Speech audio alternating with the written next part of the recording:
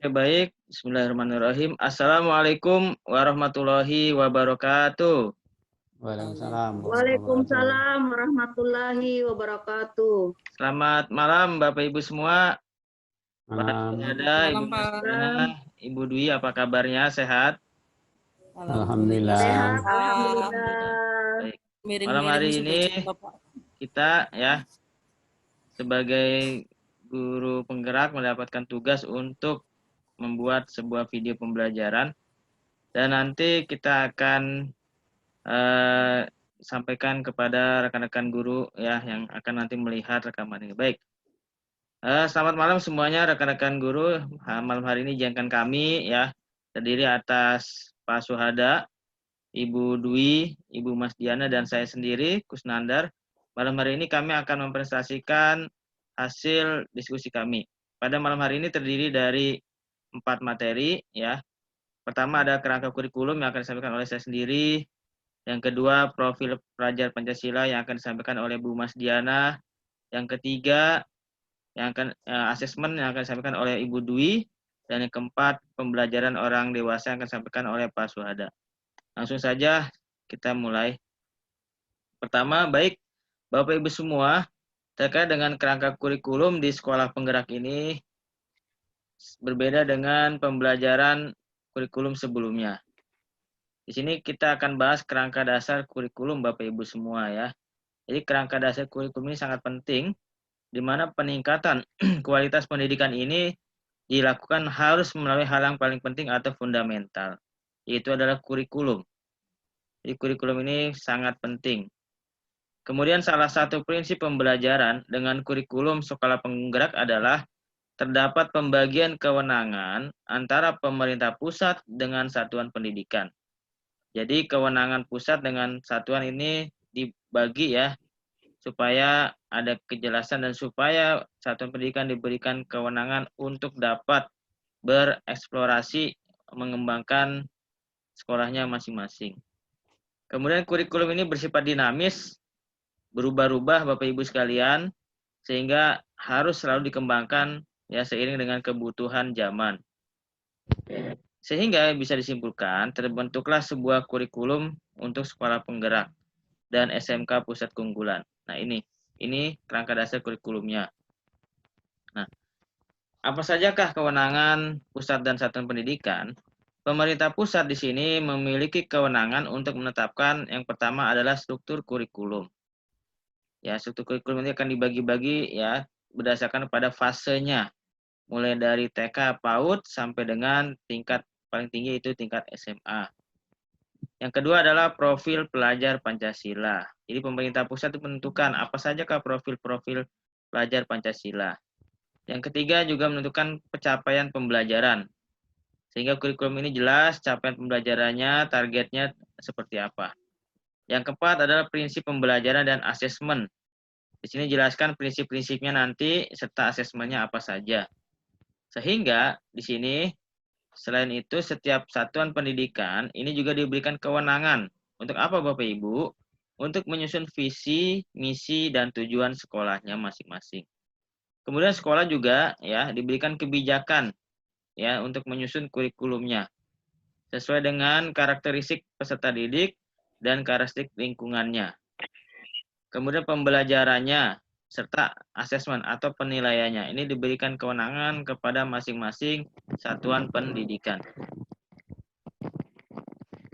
Oke, untuk kerangka dasar kurikulum, Bapak Ibu guru semua dimanapun yang berada, ya, yang luar biasa. Di sini kerangka kurikulum ditetapkan oleh pemerintah pusat dengan mengacu kepada tujuan pendidikan nasional dan SNP, Standar Nasional Pendidikan. Ya, sesuai dengan Undang-Undang Pendidikan ya, Undang-Undang Sisdiknas. Nah, di sini tujuan pendidikan nasional di breakdown atau diturunkan ya terkait dengan profil pelajar Pancasila Bapak Ibu semua. Kemudian diturunkan kepada SKL, standar kompetensi lulusan. Nah, di SKL ini diturunkan kembali menjadi 4 standar. Pertama adalah standar isi, kedua standar proses, ketiga standar penilaian dan standar lainnya. Kemudian keempat standar ini akan dituangkan ya ke dalam apa? Ke dalam struktur kurikulum Bapak Ibu semua ya. Yang kedua adalah ke dalam capaian pembelajaran dan ke dalam prinsip pembelajaran serta asesmen. Nah, dari ketiga ini lalu diturunkan kembali di breakdown kepada visi dan misi satuan pendidikan. Sehingga visi misi satuan pendidikan ini biasanya Bapak Ibu berbeda tergantung kepada satuan pendidikan masing-masing. Lalu kepada profil pelajar khas satuan pendidikan. Yang ketiga, konteks dan kebijakan lokal. Nah, lalu setelah itu akan dituangkan ke dalam kurikulum operasional di satuan pendidikan. Serta disusunlah perangkat ajar yang dikembangkan secara mandiri. Nah, di sini perlu catatan, di sini adalah fleksibel dan dinamis. Di dalam penyusunan kurikulum ini harus fleksibel dan dinamis, di mana satuan pendidikan mengembangkan kerangka dan struktur kurikulum sesuai karakteristik satuan pendidikan. Baik, itu Bapak Ibu ya yang sudah disampaikan terkait dengan kerangka dasar kurikulum. Oke, demikian penjelasan dari saya. Terima kasih. Mohon maaf kalau ada kesalahan. Wassalamualaikum warahmatullahi wabarakatuh. Waalaikumsalam warahmatullahi wabarakatuh. Oke, Bapak Ibu guru yang hebat dimanapun berada, kita lanjut kepada materi kedua, profil pelajar Pancasila, yang akan disampaikan oleh Ibu Mas Diana, SPD, kami persilahkan. Slide-nya, Pak.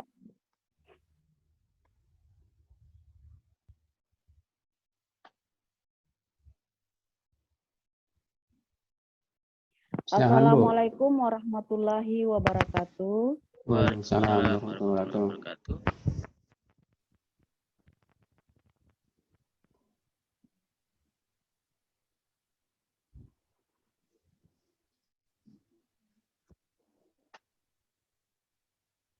Silakan Ibu.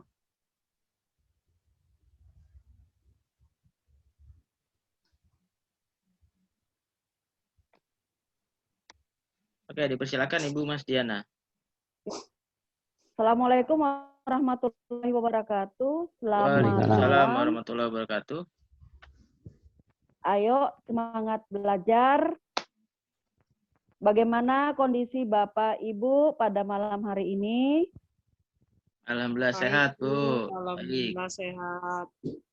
Semoga senantiasa kita diberi kesehatan. Amin ya rabbal alamin. Amin ya rabbal alamin.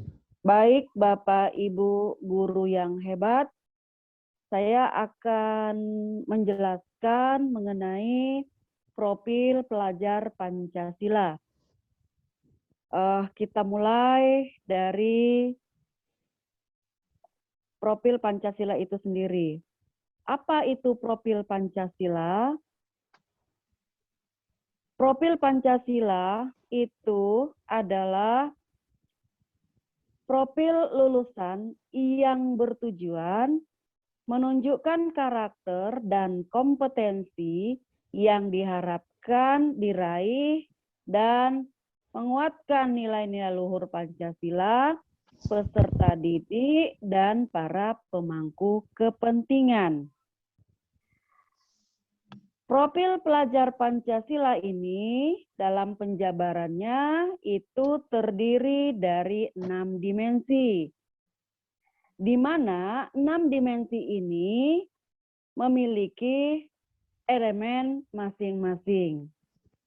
Dimensi yang pertama itu adalah beriman, bertakwa kepada Tuhan Yang Maha Esa, dan berakhlak mulia. Pelajar Indonesia yang menghayati keberadaan Tuhan dan selalu berupaya mentaati perintah serta menjauhi larangan sesuai dengan ajaran agama dan kepercayaan agamanya atau agama yang dianutnya. Dalam hal beriman, bertakwa kepada Tuhan dan berakhlak mulia, di sini memiliki beberapa elemen. Elemen yang pertama yaitu diwujudkan ke dalam akhlak mulia, baik dalam agama, akhlak yang baik kepada diri sendiri, kepada sesama manusia, kepada alam, dan kepada negara. Kemudian, ciri yang kedua yaitu berkebinekaan global. berkebinekaan global. Pelajar Pancasila yang memiliki kebinekaan global ini memiliki identitas diri yang matang. Dia mampu menunjukkan dirinya sebagai presentase budaya luhur bangsanya. Dia mampu memiliki wawasan, keterbukaan terhadap eksistensi ragam budaya nasional dan global. Nah, pelajar Indonesia itu memiliki sifat menghormati keberagaman dan toleransi terhadap perbedaan. Dalam kebinekaan global, ini memiliki beberapa elemen. Elemen yang ada pada kebinekaan global ini yang pertama, mengenal dan menghargai budaya, bisa berkomunikasi dan berinteraksi antar budaya, berefleksi dan bertanggung jawab terhadap kebinekaan, serta berkeadilan sosial. Kemudian, ciri yang ketiga yaitu mandiri. Pelajar Indonesia itu memiliki prakarsa atas pengembangan dirinya yang tercermin dalam kemampuan untuk bertanggung jawab, memiliki rencana strategis, melakukan tindakan, merefleksi proses dan hasil pengalamannya. Nah, dalam hal kemandirian, ada beberapa elemen yang harus diperhatikan atau yang harus dimiliki. Yang pertama adalah kesadaran akan diri dan situasi yang dihadapi, serta memiliki regulasi diri. Kemudian profil Pancasila yang keempat, itu adalah bergotong royong. Bergotong royong. Pelajar Indonesia memiliki kemampuan untuk melakukan kolaborasi dengan sukarela supaya kegiatan yang dilakukan itu berjalan lancar dan mencapai tujuan kebaikan. Nah, dalam hal ini juga pelajar Indonesia selalu berusaha melihat kekuatan yang dimiliki setiap orang di sekitarnya dan bisa memberikan manfaat bersama. Mencegah terjadinya konflik dan tidak memaksakan kehendak orang lain. Ada beberapa hal yang harus diperhatikan dalam hal perwujudan bergotong royong ini. Yang pertama, melakukan kolaborasi, kemudian memiliki kepedulian yang tinggi dan berbagi dengan sesama. Profil Pancasila yang kelima yaitu bernalar kritis, bahwa pelajar Indonesia itu berpikir secara objektif, sistematis, dan saintifik dengan mempertimbangkan berbagai aspek berdasarkan data dan fakta yang mendukung. Sehingga dalam hal pembuatan keputusan itu bisa tepat dan berkontribusi dalam hal pemecahan masalah dalam kehidupan, serta terbuka dengan penemuan baru. Bernalar kritis ini juga memiliki beberapa elemen penting. Yang pertama itu adalah proses informasi serta gagasan yang baik, menganalisa dan mengevaluasi, kemudian merefleksikan pemikiran dan proses berpikirnya. Kemudian yang terakhir, profil pelajar Pancasila yang terakhir itu adalah kreatif. Ya, jadi pelajar Pancasila di sini mampu memodifikasi dan menghasilkan sesuatu yang orisinil, bermanfaat, kemudian berdampak dalam hal bentuk gagasan ataupun tindakan ataupun karya nyata, kemudian proaktif dan independen untuk menemukan cara lain dan berbeda untuk bisa berinovasi. Adapun elemen dari kreatif ini adalah menghasilkan gagasan ataupun karya dan tindakan yang orisinil, memiliki keluasan berpikir dalam mencari alternatif solusi permasalahan. Demikian 6 profil Pancasila yang harus dimiliki. jadilah penerus bangsa yang cerdas dan berkarakter. Wabillahi taufik wal hidayah. Wassalamualaikum warahmatullahi wabarakatuh. Waalaikumsalam warahmatullahi wabarakatuh. Terima kasih kepada Ibu Mas Diana atas penyampaian materinya. Baik, Bapak Ibu, Dewan Guru dimanapun berada, kita lanjut. Materi berikut akan disampaikan oleh Ibu Dwi Agustin tentang asesmen sumatif dan formatif. Kami persilakan Ibu. Terima kasih Pak Kusnandar, Bapak Ibu sekalian atas kesempatan yang diberikan. Dalam hal ini pada sesi ini saya akan menjelaskan tentang asesmen sumatif dan formatif. Di mana untuk asesmen atau yang biasa disebut asesmen pembelajaran atau yang biasa disebut dengan learning assessment itu terdiri atas 3. Yang pertama ada as learning, ada for learning, dan ada yang namanya off learning. Biasanya selama ini kita kebanyakan dari kita banyak meletakkan titik berat assessment itu pada off learning. Nah, mari kita lihat satu persatu apa yang dimaksud dengan as learning. As learning bahwa assessment itu sebagai refleksi proses dari pembelajaran. Kalau for learning itu adalah assessment yang diperuntukkan untuk perbaikan proses dari pembelajaran itu sendiri. Kemudian yang ketiga ada off learning, bahwa assessment itu digunakan sebagai evaluasi pada akhir proses pembelajaran. Nah, sekarang dari sini bisa kita lihat yang mana sih sebenarnya yang assessment formatif, mana yang merupakan assessment sumatif.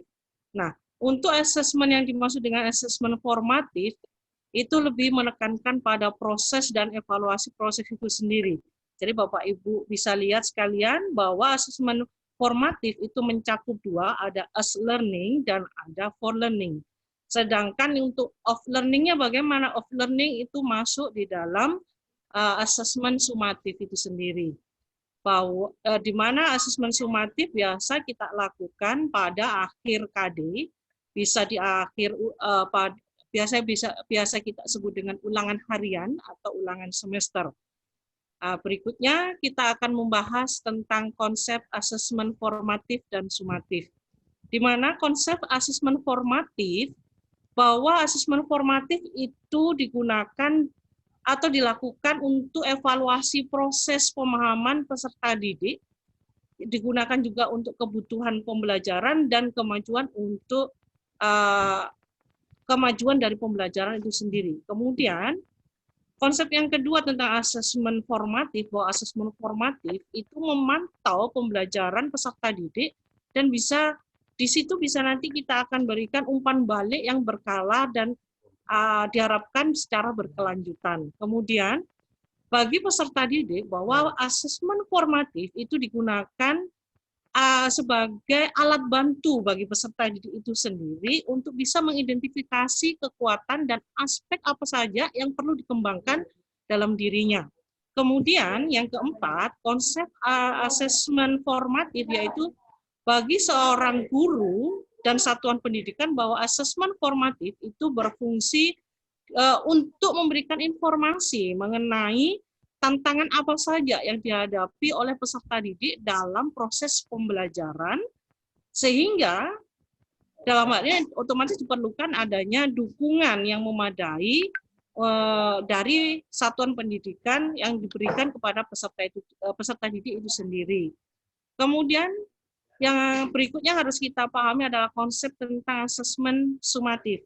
Bahwa asesmen sumatif itu merupakan suatu metode evaluasi yang dilakukan di akhir pembelajaran seperti yang tadi saya sebutkan, biasanya di akhir KD. Kemudian asesmen sumatif seringkali memiliki taruhan yang tinggi. Kenapa? Karena akan berpengaruh terhadap nilai akhir dari peserta didik sehingga sering diprioritaskan oleh peserta didik itu sendiri, lebih mengutamakan asesmen sumatif dibandingkan dengan asesmen formatif untuk mengukur biasanya nilai, yang diukur dengan nilai. Kemudian dalam asesmen sumatif merupakan umpan balik dari asesmen yang merupakan hasil akhir dari asesmen sumatif itu sendiri. Di mana umpan balik ini dapat digunakan untuk mengukur perkembangan peserta didik untuk memandu guru dan sekolah dalam merancang aktivitas dan aktivitas dari peserta didik untuk melakukan proyek pada maksudnya untuk proyek berikutnya. Berikutnya yang harus kita pahami bahwa yang perlu ditekankan dalam penilaian atau asesmen ini yaitu porsi dari for learning dan as learning itu harus lebih banyak dibandingkan dengan off learning itu sendiri. Kenapa? Yang perlu ditekankan di sini bahwa penilaian proses pembelajaran itu lebih penting daripada hasil akhir yang dicapai oleh peserta didik itu sendiri. Nah, demikian penjelasan dari saya tentang assessment atau pembelajaran. Lebih dan kurangnya mohon dimaafkan. Saya akhiri. Assalamualaikum warahmatullahi wabarakatuh. Waalaikumsalam warahmatullahi wabarakatuh. Baik, terima kasih kepada Ibu Dwi Agustin atas penjelasan tentang asesmen. Berikutnya kita akan dengarkan sama-sama penjelasan tentang pembelajaran orang dewasa yang akan disampaikan oleh Bapak Suhada MPD. Kami persilakan. Ya, terima kasih Pak Kusnandar kesempatannya. Assalamualaikum warahmatullahi wabarakatuh. Waalaikumsalam Semangat warahmatullahi Bapak Ibu, wabarakatuh. walaupun kita sudah beberapa hari melakukan aktivitas ya. Di sini sesi ini saya akan menyampaikan pembelajaran orang dewasa. Kita langsung aja ke dalam karakteristik orang belajar dewasa, Pak Kris. Bagus, karakteristik. Langsung ke karakteristik ya. Terus kita ambil poin yang penting, terus satunya. Ya. Nah, karakteristik belajar orang dewasa itu ini yang harus perlu dipahami benar. Yang pertama adalah konsep diri. Orang dewasa memiliki konsep diri untuk bertanggung jawab. Sehingga orang dewasa itu apapun yang dilakukan itu adalah tanggung jawab dirinya sendiri. Ya. Individu yang mandiri sehingga dapat mengarahkan dirinya sendiri. Jadi tidak disuruh atau tidak didorong-dorong, namun orang dewasa itu harus bisa mengarahkan dirinya sendiri dan selalu bertanggung jawab. Kemudian yang kedua, karakteristiknya dulu pengalaman. Orang dewasa itu tentunya memiliki pengalaman yang banyak dan beragam daripada anak-anak. Melalui pengalaman-pengalaman tersebut, orang dewasa memperoleh identitas diri. Identitas diri dalam pemahaman itu identitas yang mereka yakini. Mereka yakini kemudian pengalaman yang diperoleh dapat menjadi sumber belajar yang berharga bagi orang dewasa. Nah, orang dewasa itu tentunya harus belajar dari pengalaman yang dialami. Kemudian yang ketiga adalah kesiapan belajar. Nah, pada saat manusia dewasa, kesiapan untuk belajar semakin meningkat berorientasi pada tugas-tugas ya. Hal-hal yang perlu diketahui ya, yang dapat dilakukan agar dapat mengatasi segala situasi di kehidupan nyata secara efektif. Dalam pemahaman kehidupan nyata itu tidak sama dengan kehidupan hayalan. Kadang-kadang yang diinginkan itu tidak selaras dengan senyata dalam proses kehidupan. Next, berikutnya Pak Agus. Slide berikutnya Pak Agus. Halo Pak Agus, slide berikutnya. Ya, yang berikutnya adalah orientasi belajar sebagai individu dewasa dan matang. Perspektif waktu orang dewasa berubah dari penerapan pengetahuan yang tidak seketika menjadi penerapan segera. Artinya mengalami proses pencernaan daripada orientasi belajar orang dewasa yang berpusat pada masalah ya. Jadi masalah itu disajikan, kemudian diberikan pertanyaan-pertanyaan pemantik sehingga proses pembelajaran orang dewasa itu akan lebih mendalam sesuai dengan yang dialami. Kemudian yang terakhir yaitu motivasi belajar. semakin dewasa dan matang seseorang, maka dorongan belajar lebih berasal dari dalam diri. Motivasi internal, keinginan untuk dapat meningkatkan kemampuan kerja, harga diri, kualitas hidup, dan sebagaimana menjadi motivator yang paling ampuh. Dalam hal ini, kesadaran yang timbul dari dalam dirinya sendiri itu menjadi kunci keberhasilan daripada proses belajar orang dewasa. Saya rasa demikian presentasi proses belajar orang dewasa. Mohon maaf atas segala kekurangannya. Saya akhiri sampai di sini. Tetap semangat. Assalamualaikum warahmatullahi wabarakatuh. Selamat malam. Waalaikumsalam. Waalaikumsalam warahmatullahi wabarakatuh. Terima kasih kepada Pak Suhada atas presentasinya. Baik Bapak Ibu sekalian, presentasi kita di malam hari ini tentang 4 hal, karakteristik belajar orang dewasa, kemudian asesmen belajar Pancasila, dan kurikulum penggerak.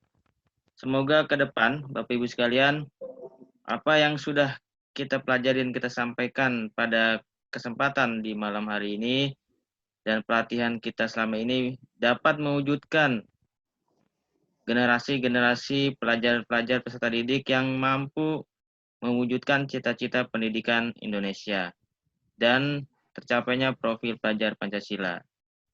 Baik Bapak Ibu sekalian, ada pesan terakhir untuk seluruh rekan-rekan guru di Indonesia. Tetap semangat, selalu merubah diri untuk lebih maju. Mantap. Semangat. Jadi guru yang Bu Dwi. hebat. Jadi guru yang hebat, tetap semangat dan tetap sehat. Baik, terima kasih. Bu Mas Diana. Jadi guru yang hebat, tetap semangat dan selalu sehat. Baik, terima kasih Bapak Ibu guru yang hebat. Kita akhiri. Wassalamualaikum warahmatullahi wabarakatuh. Selamat malam. Waalaikumsalam warahmatullahi wabarakatuh. Salam hebat.